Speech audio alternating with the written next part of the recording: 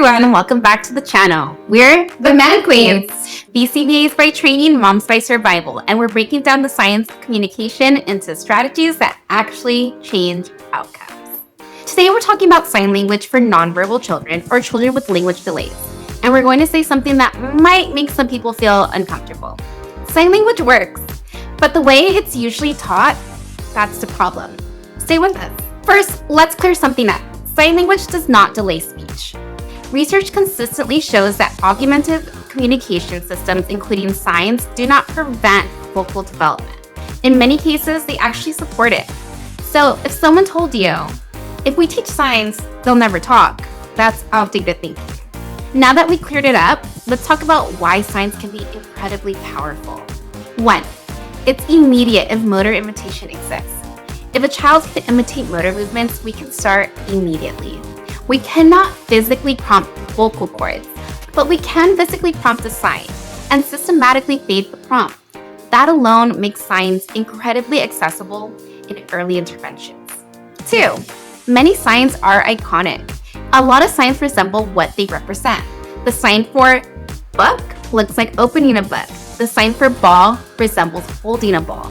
The visual motor similarities can make acquisition more intuitive than arbitrary sounds. 3. It can support vocal speech. Here's where behavior science comes in. When we pair the sign with the spoken word and reinforce it, those vocal sounds become conditioned reinforcers. Over time, the learners may begin to self-prompt vocally while signing. We've seen it clinically. Signs can lead to speech. 4. The established community. There is a deaf community. There is a structured curricula. There are resources. This is a legitimate communication system. So signs are powerful. So if signs are powerful, why do we see it fail so often? Let's talk about it. Problem number 1, everyone has to learn it. So parents, teachers, siblings, therapists, and it must be consistently used throughout the day, not just during a 30 to 45 minute session of speech. If it only exists in therapy, it will not generalize. This takes real effort. Problem number 2, we teach the wrong signs first. So BCBAs, RBTs, you know exactly what we're talking about.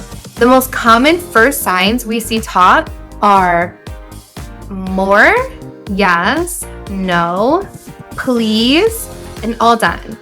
These are multiply controlled, meaning these types of mands have more than one thing influencing them. They are abstract. They require social understanding. If I teach a child, please, what exactly are they requesting? Nothing specific. Communication exists to access reinforcement. If the sign doesn't reliably access a powerful reinforcer, it will not maintain. We should be teaching cookie, juice, ball, iPad, tickle, or swing. These things are specific, they're motivating, they're functional, and these things are mands. That is where language starts. Problem number 3, prompt dependence. If a child only signs with full physical prompting, that's not communication. It's a chain of movements they do when prompted by another person. We need to fade out our help so the child starts doing it because they want to, not because we're prompting them.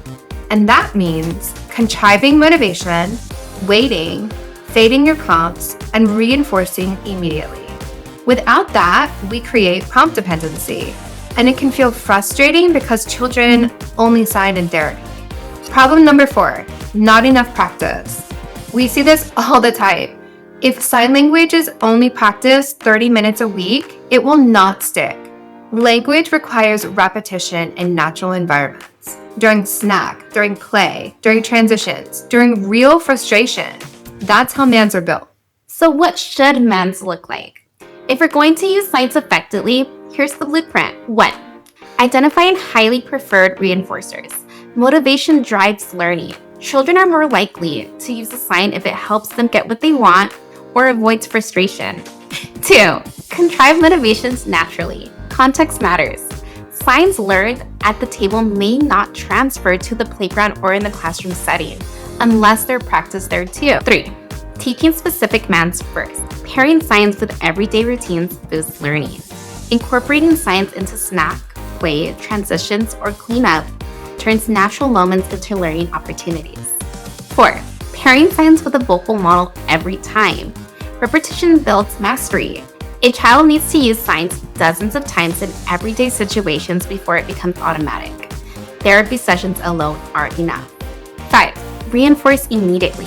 That means as soon as your child says something, you're going to reinforce with that specific sign he intended for within half a second. 6. Fade your prompts quickly. If you have to prompt your kid to sign, fade it. Have him sign it independently afterwards.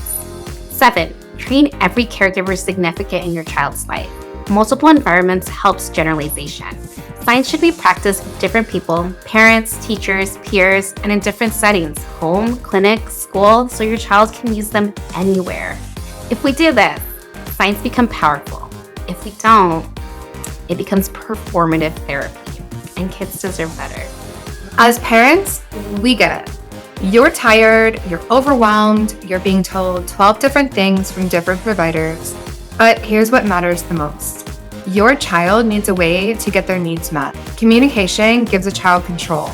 And when children have control, maladaptive behaviors decrease.